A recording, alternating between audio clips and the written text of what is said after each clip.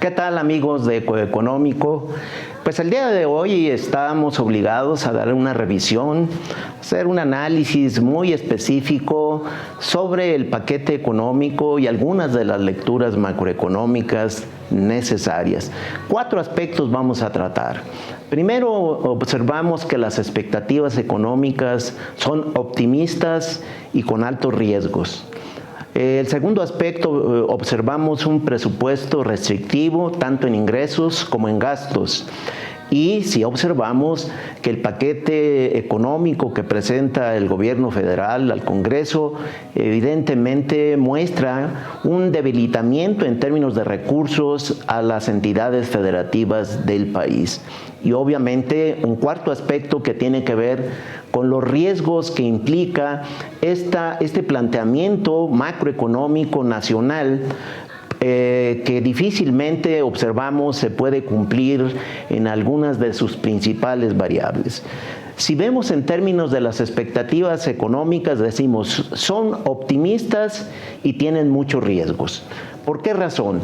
En principio, el cierre de la economía lo está estimando la Secretaría de Hacienda, el gobierno federal, con una caída, con un decrecimiento de menos 8%. Y bueno, aquí hay el primer, contraste que no nos parece en las ópticas económicas de distintos analistas, incluso incluyendo la encuesta del Banco de México, pues todos prevén que el crecimiento, la caída del crecimiento económico en este año cerrará pegándole al 10%. Específicamente la encuesta del Banco de México de 9.97 es la estimación y la de Citibanamex de 9.8%. No es cualquier cosa hacer una evaluación sobre una caída del 8% que sobre una caída del Producto Interno Bruto cercana al 10%. ¿Por qué? Porque estamos midiendo lo profundo de la recesión económica.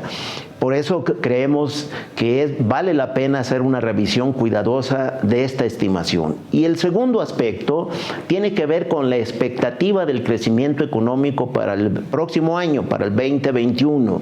Pues el paquete económico incluye un crecimiento del 4.6%. Revisamos las estimaciones al respecto. La encuesta del Banco de México prevé un crecimiento del 3% para el próximo año y Citibanamex del 3.2%. Tampoco es cualquier cosa una estimación sobre las cuales pensamos que es riesgoso mantenerla sobre 4.6% por una sencilla razón. El 4.6% contempla varios aspectos. El primero, 4.6% de crecimiento siempre y cuando haya vacuna del COVID-19 hacia el mes de marzo, mes de abril a más tardar. Si no ocurre ello, esto significa que no se va a cumplir la meta de 4.6. Un segundo elemento que vale la pena considerar. Este crecimiento optimista ancla a los ingresos presupuestarios del gobierno federal, de manera que si no se cumple esa meta, pues hay una reducción de ingresos y consecuentemente tiene que haber una reducción del gasto. Otra de las variables que me parece que es necesario evaluar, revisar por parte del Congreso, la Cámara de Diputados en concreto, es que se prevé una inflación, una de cierre. Este año el gobierno federal estima una inflación del 3.6%. A estas fechas, es decir, de enero al mes de agosto, en términos anuales, la inflación ahora ya es de 4.05%. Y todos los analistas, incluyendo los del Banco de México que lo monitorea, están previendo una inflación de cierre pegado al 4%. Los analistas de Citibanamex, que es un análisis de bancos, prevén una inflación también cercana al 4%. Es muy importante esta referencia porque las caídas que se están previendo en términos de ingreso-gasto pueden ser mayores y evidentemente lo que estamos haciendo es una subestimación del poder de compra de los ingresos reales del gobierno federal. El otro tema que me parece importante es la plataforma de producción del petróleo. El gobierno federal prevé una plataforma de 1.9 millones de barriles diarios y la mayoría coincide que va a ser muy complicada este nivel de producción del crudo. Por lo tanto, también puede modificar los ingresos previstos para el 2021. ¿Cómo vienen los ingresos? En realidad los ingresos se mantienen de manera constante, los ingresos presupuestarios. 5.5 billones de pesos en este ejercicio en curso y 5.5 billones para el próximo año. Es decir, no hay incremento en términos nominales en los ingresos presupuestarios, pero si le restamos la inflación va a haber un descenso del 3%, incluyendo el efecto inflacionario en el contenido de los ingresos presupuestarios. También el gasto prácticamente no se mueve, de 6 billones pasa a 6.3 billones de pesos.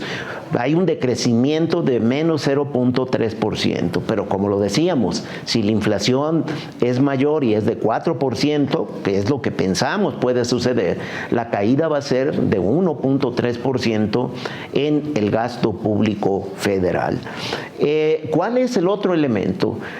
El contenido del paquete económico sí preocupa porque en el fondo hay un debilitamiento de las finanzas públicas de los estados. Todos los componentes de las transferencias federales caen en el paquete económico.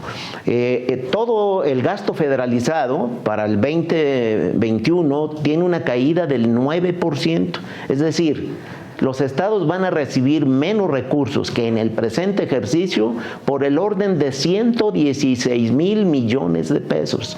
Eso es preocupante porque esto va a debilitar sobre todo las finanzas públicas de las entidades federativas que tienen mayor carga financiera, que tienen problemas de pasivos operativos y presupuestarios, y nosotros vemos una visión en la configuración de las finanzas públicas de fuerte debilitamiento para el 2021. Las participaciones van a caer 6.4% en términos reales, las aportaciones del ramo 33, 1.1%, el gasto federalizado del ramo 23 va a tener un descenso del 42% en términos reales, los convenios de descentralización y reasignación 23% van a reducirse. Solamente para darnos una idea de lo difícil que va a ser las condiciones de finanzas públicas de las entidades federativas. Los principales riesgos, pues si hay un crecimiento del Producto Interno Bruto de 3% en lugar del 4.6%, una inflación de 4% en vez de un 3% que se plantea en los criterios generales de política económica, una producción de petróleo de 1.7 millones de barriles diarios en lugar de 1.9 millones de barriles diarios. Estos ajustes en los indicadores que estamos planteando implicaría una modificación de los ingresos federales y a lo largo del próximo ejercicio fiscal 2021 seguramente van a ocurrir recortes que van a afectar el funcionamiento, la inversión del gobierno federal y sin duda restricciones fuertes en las finanzas de los estados. Por hoy es el comentario que compartimos con ustedes. Cuídese mucho, si puede, done sangre.